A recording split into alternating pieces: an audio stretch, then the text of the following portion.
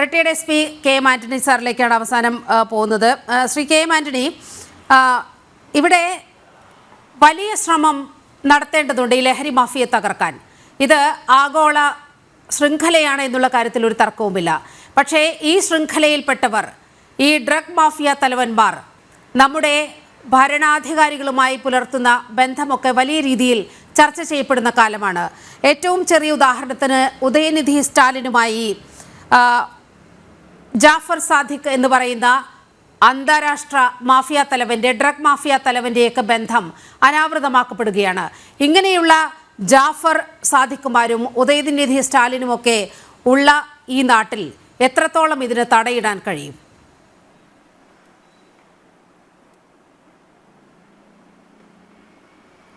തീർച്ചയായിട്ടും തടയിടാൻ കഴിയും. നമ്മൾ വിചാരിച്ച് ഇറങ്ങി പുറപ്പെട്ടു കഴിഞ്ഞാൽ നമ്മളത് തടയിടാൻ തന്നെ സാധിക്കുമെന്നുള്ളതാണ് എൻ്റെ വിശ്വാസം. കാരണം പോലീസ് ഈ പറഞ്ഞ 2 ദിവസം കൊണ്ട് അത്രമാത്രം കേസുകളും അത്ര തൂക്കം വരുന്ന മയക്കുമരുന്നുകളും പിടിച്ചെടുത്തു. പോലീസിന് അതിനായിട്ട് തന്നെ വിടണം. അല്ലാതെ പോലീസ് ദൈനംദിന ഡ്യൂട്ടിയുടെ ഇടയിൽ മയക്കുമരുന്ന് പിടിക്കാനായിട്ട് പോകാനുള്ള സമയം കണ്ടു കിട്ടില്ല. കാരണം ഇന്നിപ്പം ഏറ്റവും കൂടുതൽ മാനസിക സമ്മർദ്ദം ഉള്ള ഒരു തൊഴിലാണ് പോലീസിലെ ജോലി എന്ന് പറയുന്നത്. ഒരു മാസം 1-2 പോലീസുകാർ ആത്മഹത്യ ചെയ്യുന്നുണ്ട്. തൊഴിൽ മേഖലയിൽ ഇത്രമാത്രം സംഘർഷം ഏൽക്കുന്ന ഒരു വിഭാഗമില്ല. മറ്റൊന്നുള്ളത് അധ്യാപകരാണ്. നമ്മൾ മുമ്പ് പറഞ്ഞതിൻ്റെ മറ്റൊരു രീതിയാണത്. ഒരു കുട്ടിയെ തുറിച്ചു നോക്കാനോ അല്ല ഒരു കാര്യം പറയുവാൻ പോലും ഭയപ്പെടുന്ന അധ്യാപകരാണ് എന്നുള്ളത്. കാരണം അവരുടെ ജോലി മുന്നോട്ട് കൊണ്ടുപോകണമെന്നുണ്ടെങ്കിൽ അവർക്ക് ആ രീതിയിൽ പോയേ വെക്കൂ. നമുക്ക് നഷ്ടപ്പെട്ട കുട്ടികളെയാണ് നമുക്ക് തിരിച്ചു കൊണ്ടുവരേണ്ടത്. ഇതിപ്പോൾ ഏത് വിഭാഗമാണ് അല്ലെങ്കിൽ ആരാണ് ഇതിന് മറുവശത്തുള്ളതെന്നുള്ളതല്ല നമ്മൾ ചിന്തിക്കേണ്ടത്. നമ്മുടെ കേരളം വല്ലാതെ ഒരു അവസ്ഥയിലേക്ക് പൊയ്ക്കൊണ്ടിരിക്കുകയാണ്. നമ്മൾ ഒറ്റക്കെട്ടായിട്ട് ഇറങ്ങുക, മുമ്പ് പറഞ്ഞതുപോലെ തന്നെ അതിനകത്ത് രാഷ്ട്രീയമോ അല്ലെങ്കിൽ പ്രത്യേക വിഭാഗങ്ങളോ ഒന്നുമില്ല. കാരണം ഇതിൻ്റെ ബുദ്ധിമുട്ടുകൾ അല്ലെങ്കിൽ ഇതിൻ്റെ ആ ഭയാനകമായ ആ കാര്യത്തിലൂടെ കടന്നു പോകുന്നത് ഏതെങ്കിലും ഒരു പ്രത്യേക വിഭാഗം മാത്രമല്ല. ഇതിൻ്റെയൊക്കെ അൾട്ടിമേറ്റ് ആയിട്ടുള്ള ലക്ഷ്യമെന്ന് പറയുന്നത് സാമ്പത്തികം തന്നെയാണ്.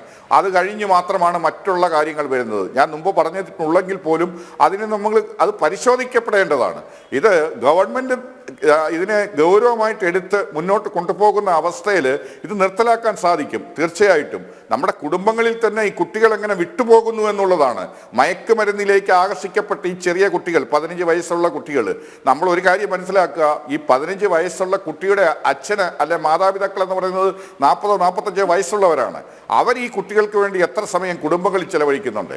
അവർ മൊബൈൽ ഫോണുമായിട്ടിരിക്കുകയാണ്. ഇവർ തമ്മിൽ 2 കുട്ടികളുണ്ടെങ്കിൽ അച്ഛനും അമ്മയും 4 പേരും കൂടി ഇരുന്ന് എത്ര സമയം സംസാരിക്കുന്നുണ്ട്? അവരുമായിട്ട് എത്രമാത്രം കമ്മ്യൂണിക്കേറ്റ് ചെയ്യുന്നുണ്ട്? ഒന്നും നടക്കുന്നില്ല. നമ്മുടെ കുടുംബ ബന്ധങ്ങളിലുണ്ടായ ശൈഥില്യം തന്നെയാണ് ഇതിൻ്റെ മറ്റൊരു കാര്യം. പിന്നെ സ്കൂളുകളിൽ അധ്യാപകർ നിയന്ത്രിക്കണമെന്ന് നമ്മൾ പറയുകയും ഏതെങ്കിലും ഒരു അധ്യാപകർ നിയന്ത്രിച്ചെന്ന് കണ്ടു കഴിയുമ്പം ആ കുട്ടിയുടെ പിതാവ് തന്നെ വന്ന് ആ അധ്യാപകനെ മർദ്ദിക്കുകയും ചെയ്യുന്ന ഒരവസ്ഥ നമ്മൾ കണ്ടുകൊണ്ടിരിക്കുകയാണ്. പല ഉദാഹരണങ്ങൾ ഇവിടെ കണ്ടതാണ്. നമ്മൾ പരമമായിട്ടുള്ള കാര്യങ്ങളെ മാറ്റി നിർത്തിക്കൊണ്ട് മറ്റു രീതിയിലേക്ക് ചർച്ചകൾ കൊണ്ടുപോയിട്ടോ അങ്ങനെയുള്ളൊരു തീരുമാനത്തിലേക്ക് പോയാലോ ഇതിനൊരു ഫലം കണ്ടെത്താൻ സാധിക്കില്ല. ഇപ്പം സ്റ്റേറ്റ് ഗവൺമെൻറ്റും സെൻട്രൽ ഗവൺമെൻറ്റും ഈ കാര്യത്തിൽ കർക്കശമായ നിലപാടുകളിലേക്ക് വരാനുള്ള തീരുമാനങ്ങളിൽ എടുക്കുന്നു എന്നുള്ളത് വളരെ സ്വാഭാവികമാണ്. അതോടൊപ്പം തന്നെ ഇതിൽ 1 കിലോ വരെ പിടിച്ചാൽ സ്മോൾ ക്വാണ്ടിറ്റി എന്നുള്ള നിലയ്ക്കാണ് കഞ്ചാവ്. 20 കിലോയ്ക്ക് മുകളിൽ ഉണ്ടെങ്കിൽ മാത്രമേ അതൊരു 10 വർഷം തടവും 10 ലക്ഷം രൂപ പിഴയും എടുക്കുന്ന ശിക്ഷയുള്ളൂ നമ്മുടെ ഇന്ത്യയിൽ. അപ്പം അതെല്ലാം മാറ്റിയിട്ട് ഇതിലെ നിയമനിർമ്മാണം സെൻട്രൽ ഗവൺമെൻറ്റിൽ ഇപ്പോൾ താല്പര്യമായിട്ട് വന്നിരിക്കുന്നതുകൊണ്ട് ഇതിനെപ്പറ്റി പഠിച്ച് കൃത്യമായ ഒരു നിയമനിർമ്മാണം നടക്കുമെന്ന് തന്നെ നമുക്ക് പ്രതീക്ഷിക്കാം.